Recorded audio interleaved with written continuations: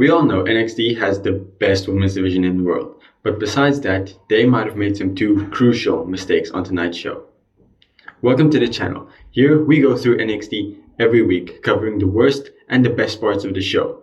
If you're interested in that, subscribe and join the community, and let's help this channel grow. Let's get into it. The first mistake I think was made on tonight's show was having Fallon Henley defeat Thea Hale. No offense to Fallon Henley at all, but I've never been able to get into her character. It's not that she's bland, it's just she has nothing to offer right now. No story, no character. And Thea Hale, on the other hand, she's such a likable babyface, everyone loves her, and she would have added such a different element to this ladder match. She's so small compared to everyone else. I just think it would have been much better to have her in that match than Fallon Henley, because Fallon, she needs something. She needs a story, she needs a bit of change of character. Right now, this is just not it, and I don't see her going very far with this character as it is right now. After the match, Jasmine Nyx attacked Thea Hale, and Jasmine Nyx looked so good. She has star written all over her, and I hope this leads to a PLE match at Battleground, because Thea Hale really deserves a singles match at a PLE, and this could be a big chance for Jasmine Nyx to also show what she can do on the biggest stage. Next, we had a tag team championship match between the champions Axiom and Nathan Frazier and the D'Angelo family, which was represented by Channing Lorenzo and Luca Crucifino. This match was fun. It was really high paced and it was set up earlier in the night. I just didn't like that it was not the main event.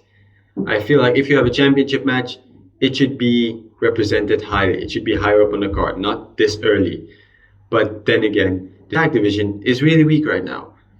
The championships don't mean as much as they did a few weeks ago, but let's hope they can build up on this. I really like Axiom, I really like Nathan Frazier. I think they have such a bright future as singles competitors and as a tag team. Hopefully this feud with the Good Brothers can unlock that in them. And talking about the Good Brothers, I think they're doing their job well. I don't particularly like them, but I also don't want them to win the championship, which is good because they're supposed to be heels. You're not supposed to want them to win. So I'm finding myself actively rooting against them, which is the purpose. And I think they're doing a good job with making me not like them. So I'm excited for this match. I hope Axiom and Nathan Frazier win. And I hope after this they can build up the tag team division a bit and make it more important. Now, real quick. I know we all like Trick Williams, right? But we need to start looking at Obafemi, right? Because I think Obafemi is right up there with Trick Williams, with who has the most aura on NXT. Oba is definitely one of the top prospects, if not the top prospect. Because whenever Obafemi is there, your eyes are on the screen. He's just so good. With that being said, we had a triple threat match to determine this number one contendership between Wes Lee, Josh Briggs, and Joe Coffey. Now, I don't know what Joe Coffey was doing in that match. Really, he was pushed into it so quick. I understand you needed to find a replacement for Ivar, who got injured last week, but Joe Coffey was not it. I still need to get used to him. I've never been a big fan, and I feel like this was not the best moment to put him in the top position, especially with what happens later with him. I have no idea what they're doing with him at all.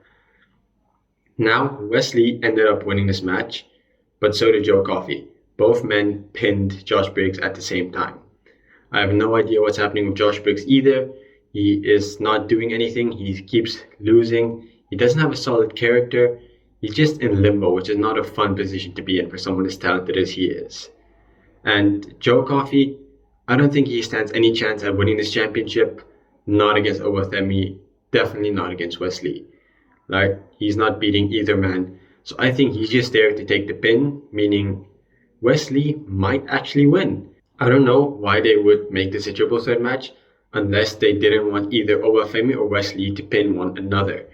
So Wes Lee might end up winning this match. He might pin Joe Coffey, and Obafemi doesn't get pinned to lose his championship. That might happen, and that would be really interesting to see.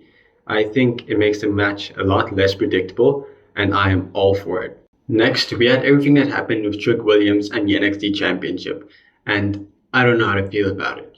His whole feud with Noam Dar has progressed really slowly, and I was into it at first. Noam Dar is my favorite NXT wrestler at the moment, so I'm a big fan, but I don't like what they've done with this feud so far. Like I said, it's just been really slow, And not having Noam Dar interact with Trick tonight didn't really work. The rest of the metaphor interacted with him, but it wasn't Noam. It didn't feel as personal as it could have felt.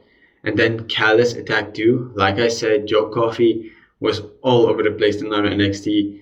I personally didn't like it. You might have liked it, but I didn't. I would rather see him slowly be integrated and back into the show. And Callis attacked Trick from behind, and then Javon Carter came to save him. Javon is a really cool superstar. He's rising throughout the ranks really fast. And yeah, he and Trick fought off Callis. And would it be too crazy for me to say maybe Trick and Javon could go after the tag team championships together? I think that would be really cool. That would make the tag team division a lot more interesting. And we can have Trick Williams holding 2 championships, something he never did with Melo. But now he can do it with someone that he actually trusts, someone that is actually having his back. That would be a really cool story. And I think that's the direction we could go. Probably not, but it would be smart to keep that in the back of our heads. Jada Parker defeated Brinley Reese. She advances to the Women's North American Championship ladder match. I do think there's a chance that she might win. It's Sol Ruka at the top, and then I think Jada Parker is right below her. I don't think anyone else has a chance. Maybe Tatum Paxley if she advances, but right now it is Sol Ruka, and Jada Parker is a very close second. I would not be surprised if they put the belt on her. She has star written all over her. She has the look, she has the gear, she has the moves, she has everything, and people genuinely love her. So I think they might pull the trigger on her and give her that. Next week, we will also be seeing Sexy Red on NXT. I'm personally not a big fan of her music. I've listened to a bit, not my thing, but I think this could only help with NXT. It could give it more exposure. I wonder what she's going to do. Is it just going to be a one-off?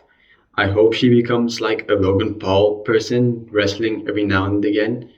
But I don't know. I have no clue. I'm just excited for next week. In the main event of the show, we had Natalya and Carmen Petrovic defeat Lola Vice and Shayna Baszler. If you remember at the start of the video, I said I think NXT made 2 mistakes. And the first one was Fallon Henley defeating Thea Hale. The second one was splitting up Lola Vice and Shayna Baszler. Ever since Shayna Baszler came to NXT, she has revitalized her career. On the main roster, I have not been interested in her for years now. But when she came here, it took a little while, but I got into her. I enjoyed her work here. And her and Lola Vice felt like such a natural pairing, such a good pairing. And now splitting them up, I don't know how I feel about it, right? And this is just a deeper problem that's been haunting Lola Vice so far. They keep rushing her stories. Her feud with Elektra Lopez was so rushed, it didn't have a conclusive ending. She lost her breakout contract so quickly without any reason. And now this, it felt like there was so much more you could have told. And it just ended so abruptly. So I don't know how I feel. I'm excited for the match. I'm very excited for the match. The underground matches are always really cool, especially here in NXT. I want to watch it. A part of me is hoping it turns into a fight pit match. We haven't seen one in a while. That would go in line with Battleground. That would make it so cool. But yeah, this just, I don't think it was the best idea. And I hope they manage to salvage the story and make it worth it and not just feel like another rushed Lola Vice feud. If I had to rate tonight's show, I would give it a really solid 6 out of 10. I didn't like some parts, but as a whole, the show was really good. Callis brought it down a bit for me, but everything else really good. A lot of feud progressions, a lot of good matches. It's just an overall good show. NXT is the best wrestling show in the world right now, in my opinion. I want to hear what you think. Did you like the show? I liked it. I always have fun with NXT. What did you dislike? What would you like to see happen next week? Who would you like to see Roxanne Perez face? Let me know in the comments if you feel like it. Please like, please subscribe to the video. Let's help this channel grow. Let's build a community. Let's become the premier place for NXT content in the wrestling community. Thank you for watching, and I hope I see you again next week.